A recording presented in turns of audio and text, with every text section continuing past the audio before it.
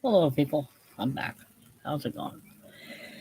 Well, I am going to do a brief little recommendation of American Civil War books, my second favorite subject in history, of Stephen W. Sears. I'm going to do his books first because he actually was the first writer I read when I got into the American Civil War. He literally was. I literally can tell you the very first book I ever read. Hey, that one. Where are you? Oh, there you are. Some people. Anyway, this was the very first Civil War book I ever read. American Civil War, the Battle of Antietam, the landscape turned red. Thought somebody was coming home. It does interrupt me. I like doing this by myself. Landscape turned red, the Battle of Antietam. The Civil War battle waged on September 17th, 1862, at Antietam Creek. Maryland was one of the bloodiest in the nation's history. On this single day, the battle claimed nearly 23,000 casualties. In Landscape Turned Red, the renowned historian Stephen Sears draws on a remarkable cache of diaries, dispatches, letters to recreate the vivid drama of Antietam, as experienced not only by its leaders but also by the soldiers, both Union and Confederate. Combining brilliant military analysts with narrative history and enormous power, Landscape Turned Red is a definite work on this climatic and bitter struggle. This is a very good book. Excellent book. I mean, if you really, it's the single most bloodiest day of the Civil War in American history, actually.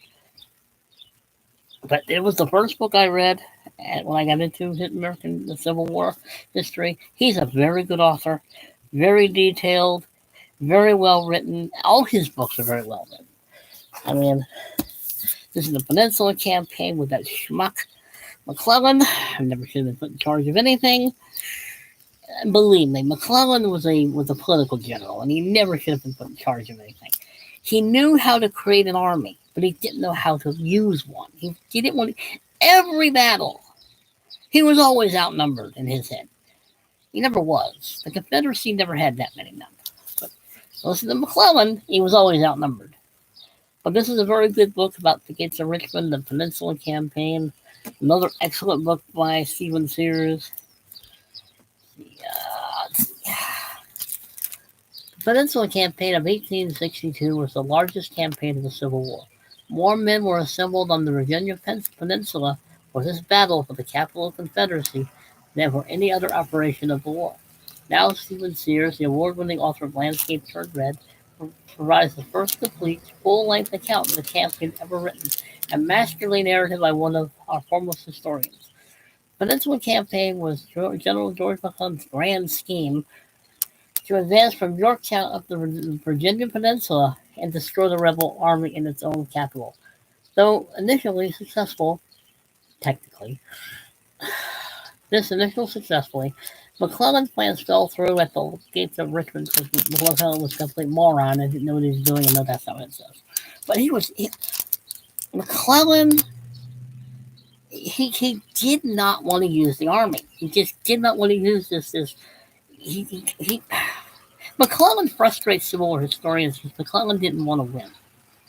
He didn't want to. He wanted, he was very conscious of how people viewed him way too much. But anyway, I mean, this is a very good book. But anyway, McClellan gets under people's skin with that. Oh, I'm sorry. Somebody did something. This book is excellent. This book is probably the best book on Gettysburg you can possibly read. I mean, this is Meade, General Meade, Robert E. Lee, meeting in Pennsylvania, Gettysburg, Pennsylvania. All the characters are there. All the battle strategies are there. Everything. I mean, this book is excellent. This book may be one of the best, which, in my opinion, it's the best history of the Gettysburg campaign.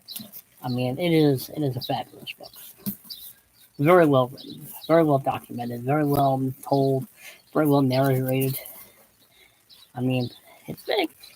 It doesn't have any overall maps in it, but there are a few. But General Meade was the General Meade of the Union, of course.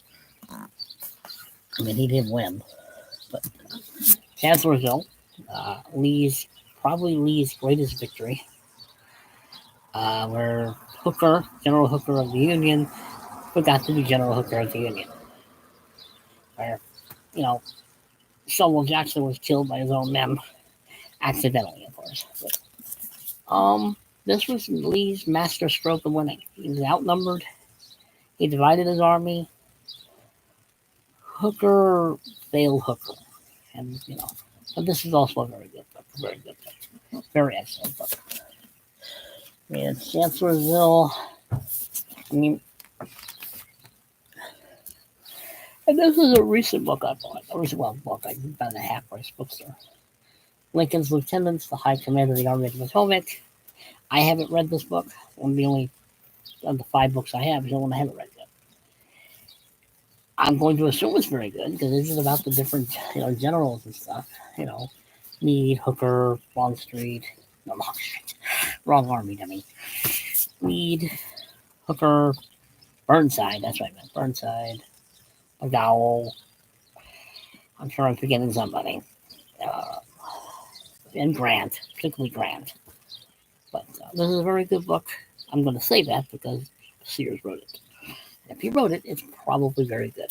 He also wrote one on McClellan that I have yet to find, and when I have found it, I don't have the heart to buy it because I think McClellan was an idiot. Don't get me started. No, seriously. Like Halleck, you want to get the Civil War historians going, bring up Halleck and bring up McClellan. Yeah, not very many people think well of McClellan or Halleck. But anyway, let's see if I find a picture. But it's a little book. It looks like a very good book.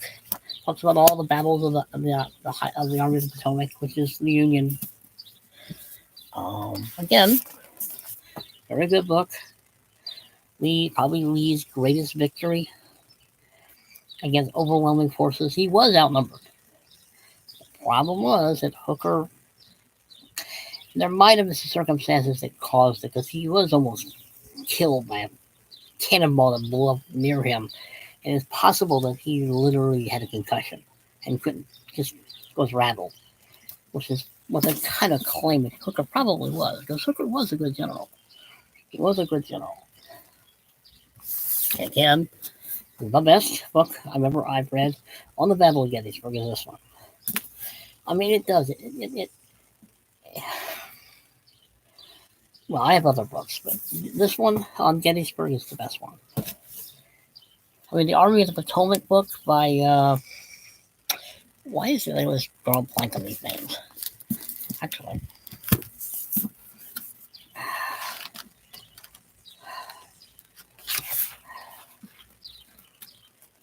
I'm going to find it real fast. Let's see if I can find it real fast. Because I really don't want to get up and go look. It's right over there. I can easily get up, I suppose. But these 5 books from Sears. Sears is a very good author. He's very good at writing about the American Civil War. He's very good. I mean, I have other books. I'll probably do the same thing. I just wanted to do books on Sears on this brief little video. But he's a very good author. Very detailed. Tells a good story. Pretty fair on both sides, the Union and the Confederacy. I mean, I like the American Civil War. It's a fascinating subject. And you would think it would be first in my, but the World War II was the entire planet at war. The American Civil War is the American people are at war. But let's see. This is Antietam. I mean, there's some pictures of some of the guys who are also at Antietam. I'm at Gettysburg as well. Well, there's Hooker. There's Hooker, who lost at Chancellorsville. So we'll find Meade. We don't have any pictures of Meade. There's the schmuck, McClellan. The problem with McClellan was that he was a great organizer of armies. The Army of the Potomac was his creation. And he created the Army of the Potomac, and it worked. He just could not bring himself to use it the way it should have, the way Grant used it. Here's the thing out there. Anyway, people are home. Anyway, but yeah, Grant knew what he had to do with the Army of the Potomac. McClellan didn't want to. McClellan was a political general. McClellan really, he wasn't Grant, and he wasn't Meade. Meade was not fired, by the way. When Grant took over as commanding general of both sides of the theater of war, Meade was still commanding the Army of the Potomac. Meade was never fired. He was in command of the Army of the Potomac. I think most people think that once Grant was put in charge of everything, he was in charge of the Army. No, he was in charge of both of them.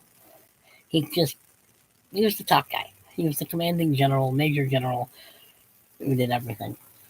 Outside. I might have to close my window. Can you hear that? Michael's washing. Anyway. Oops. But anyway. These books, Sears is a great author. Worth any books you find by Stephen W. Sears, buy them. They are excellent histories of the American Civil War. As I said, well written, well documented, well researched, and everything else. I'm going to end this video because too many distractions. Anyway, like, share, comment. Like, share, comment. What am I thinking? Subscribe. Behave yourselves, people, because I'm not going to. I will do other videos on other American Civil War books worth reading, worth finding, worth talking about. Because these books are just where I started. I started with these books when I started learning about the American Civil War. This one mostly. Yeah. Anyway, it was a great book. I do have other individual biographies of people who fought in the American Civil War, of course. I might do one of those videos. Just keep maybe 5 books. That seems to be about a good number to deal with per subject. I don't have any books on the Wilderness Campaign of the 1864 Wilderness Campaign, which would actually be fought right now in 1864. I just don't have a whole lot of books on the subject, which is why I didn't do it. I mean, I have 2 of them that really just deal with that part of the war. I have the Wilderness, and then I have Spotsylvania, the Battle of Spotsylvania. But the Wilderness Campaign was a month long. It was a long one. But maybe I'll try to do it next year, or at least maybe get more books on the subject. But anyway, American Civil War is fascinating. The generals, the soldiers, the battles, the good and the bad, not the horrific. But anyway, behave yourselves, people. I'm not going to. I'm going to try to do another video maybe before this day is over. I know I'm going to do my other video tomorrow, my Bible study video tomorrow, since I should anyway. Later, people. Later.